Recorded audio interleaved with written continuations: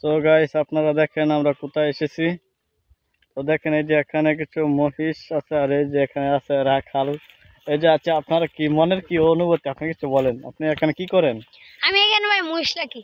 মহিষ আপনার কয়টা? 5টা।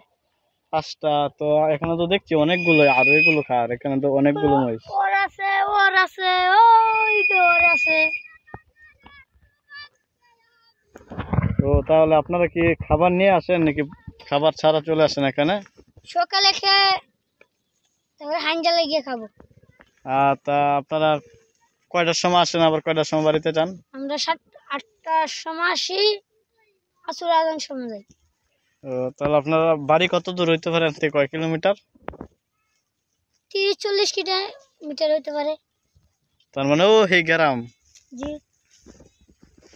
তো এখানে যেন আসেন, এখানে কি আপনাদেরকে কোনো সাপ বিচ্ছু কিছু কামড় টামড় দেয় নাকি? যে এখন তো দেখা যাচ্ছে জঙ্গলের মতো। তো আপনার কি এমন কোনোদিন আপনাকে কি কোনো সাপে ধরছিল?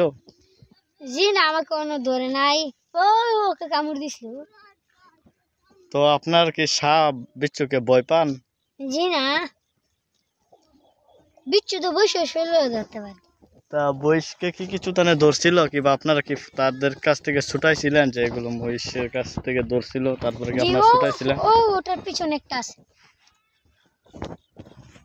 তো গাইস দেখেন, মহিষগুলো আসলে প্যাকের মধ্যে গৌরিয়া, দেখেন কি কি অবস্থা। দেখেন ভাই কিছু রাখাল, দেখেন কি অবস্থা তাদের, দেখেন একটু।